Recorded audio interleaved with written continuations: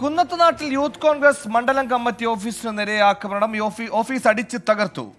ആക്രമണത്തിന് പിന്നിൽ ഡിവൈഎഫ്ഐ എന്ന് യൂത്ത് കോൺഗ്രസ് ആരോപിച്ച അശ്വിൻ പാലായി. അശ്വിൻ, സംഭവത്തിൽ കേസെടുത്തിട്ടുണ്ട്. ഈ ആരോപണത്തിൽ എന്തെങ്കിലും ആധികാരികത നിലവിൽ ഈ ഘട്ടത്തിലുണ്ടോ? സുഹേൽ, ഈ നവകേരള സദസ്സിന്റെ അവസാന പരിപാടി സമാപിച്ചതിന് ശേഷമാണ് കുന്നത്തുനാട്ടിൽ, അതായത് ഈ പരിപാടി നടന്നതിന് ഏകദേശം ഒരു 100 മീറ്റർ അപ്പുറത്തുള്ള യൂത്ത് കോൺഗ്രസിന്റെ കുന്നത്തുനാട് നിയോജക മണ്ഡലം ഓഫീസിന് നേരെ ആക്രമണം ഉണ്ടായത്. അവിടേക്ക് കല്ലുകൾ പെറുക്കിയെറിയുകയും അതിനുള്ളിലേക്ക് അതിക്രമിച്ചു കയറിയ ചില ആളുകൾ അകത്തെ സാധനങ്ങൾ നശിപ്പിക്കുകയും ചെയ്തിട്ടുണ്ട്. ഈ സംഭവത്തിന് പിന്നിൽ ഡിവൈഎഫ്ഐ പ്രവർത്തകരാണ് എന്നുള്ളതാണ് യൂത്ത് കോൺഗ്രസിന്റെ ആരോപണം.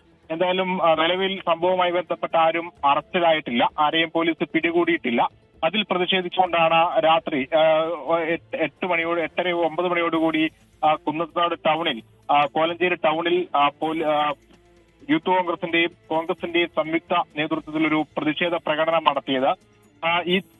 ഇതുമായി ബന്ധപ്പെട്ട സമരങ്ങൾ വരും ദിവസങ്ങളിൽ ഉണ്ടാകും. അതായത് യൂത്ത് കോൺഗ്രസിന്റെ ഓഫീസ് അടിച്ചു തകർത്ത ഈ ഡിവൈഎഫ്ഐ പ്രവർത്തകർ ഇതുവരെയും അറസ്റ്റ് ചെയ്യാനോ പിടികൂടാനോ പോലും പോലീസ് തയ്യാറാകുന്നില്ല എന്നുള്ളതാണ് ഇവിടെ ആരോപണം. എന്തായാലും വരും ദിവസങ്ങളിൽ സമരം ശക്തമാക്കാനാണ് യൂത്ത് കോൺഗ്രസിന്റെ തീരുമാനം. അശ്വിൻ പാലായാണ് വാർത്തയുടെ വിശദാംശങ്ങൾ നൽകിയത്.